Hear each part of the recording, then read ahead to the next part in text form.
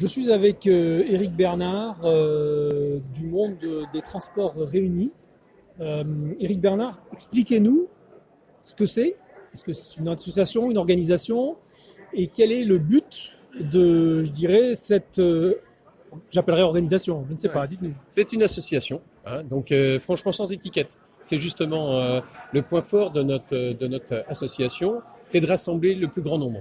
C'est ça. Aujourd'hui, l'objectif est autour de notre projet, c'est de rassembler le plus grand nombre de personnes pour créer cette communauté qui tourne autour de l'activité du transport et de la logistique et tout ce qui gravite autour de ce métier-là, la mécanique, et de regrouper les partenaires qui peuvent être Mercedes, qui peuvent être DAF, qui peuvent être Renault, en termes de constructeurs, mais tous les autres équipementiers.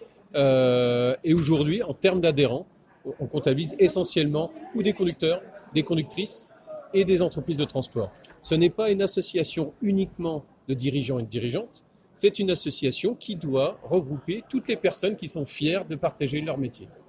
Très bien, donc c'est ouvert à tous, je dirais le club est ouvert à tous, et c'est quelque chose qui a pour but, si je comprends bien, de donner cette belle image que le transport et que peu voient, ou alors les gens le voient à travers d'un écran de fumée, qui est la fumée de la pollution, soi-disant, alors que d'énormes progrès ont été faits dans ce sens. C'est très clairement ça. C'est aujourd'hui valoriser notre métier, lui redonner la juste place qu'il occupe depuis très longtemps, mais à force de transparence, parce que c'est ça, aujourd'hui l'objectif, notre métier a été transparent. Il fallait tout faire le plus transparent possible, et on a oublié tout ce qui était le maillon important qui était le transport.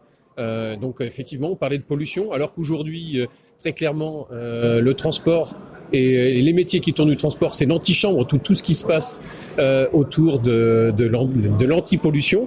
On parle d'Euro 6, il y a peu de temps, on parlait d'Euro 6 sur les voitures. Dans le transport, ça fait depuis 2014 qu'on parle déjà d'Euro 6. Aujourd'hui, la majorité des entreprises sont aussi challengées autour de la labellisation sur le CO2, le respect du CO2, le respect de l'environnement. Et ça continue. Ça continue. Aujourd'hui, on va tester des camions électriques, etc. Et bien avant que les voitures soient en mesure de le faire. On va parler d'hydrogène dans le poids lourd avant de parler d'hydrogène dans la voiture. Donc tout ça, faut le réexpliquer. Le réexpliquer quand on voit aussi l'évolution, et Covid en a été la démonstration, l'évolution de la consommation et la capacité qu'a eu le transport et tout ce qui gravite autour, de s'adapter pour faire en sorte qu'on consomme différemment. On a consommé différemment, on a travaillé différemment, et le transport s'est adapté. Et ça, il faut le faire toucher du doigt régulièrement, le rappeler. Et c'est peut-être l'humilité du métier qui fait qu'on oublie de le rappeler. Nous, en tant qu'influenceurs, c'est ça. Notre job, c'est de relayer cette info-là et de redire au plus grand nombre, voilà comment on est important. Alors justement, j'allais vous poser la question, comment votre action se traduit, je dirais, tous les jours dans ce métier? Alors, c'est de la communication, c'est de l'action terrain, vous êtes au travers des médias à 100% ou il y a d'autres choses? Là, aujourd'hui, c'est un exemple avec notre présence sur Solutrans. Il y a quelques semaines de cela, c'était Le Mans, où là on s'est adressé à des passionnés. On est en train de créer notre communauté. Aujourd'hui on est ensemble, on échange, ça va être relayé, c'est ça. Aujourd'hui notre objectif c'est d'être les influenceurs de la profession. On échange au travers des médias presse, on échange avec vous. On échange avec la radio, 107.7 FM par exemple. On s'est tenté un spot TV avec BFM il y a quelques temps. Mais c'est minime, il nous faut beaucoup plus. On crée une communauté. On constitue notre communauté, rassemblée tout autour pour avoir les moyens, effectivement, d'exposer la réalité de nos métiers au plus grand nombre, le grand public et les chargeurs.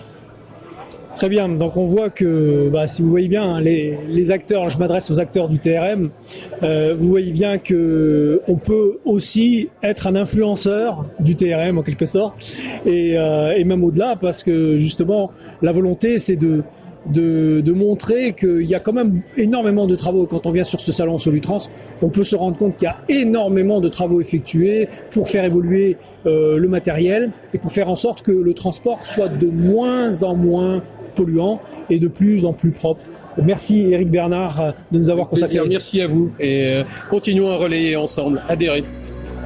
Vous êtes un constructeur, un équipementier, un distributeur de pièces ou de véhicules, un loueur, un financier ou tout simplement un acteur du TRM et vous souhaitez communiquer et laisser une empreinte à vie sur votre société ou sur un produit ? Cet espace est disponible pour vous. Vous toucherez directement votre cœur de cible, les acteurs du TRM. Contactez-nous sur la chaîne du TRM@gmail.com.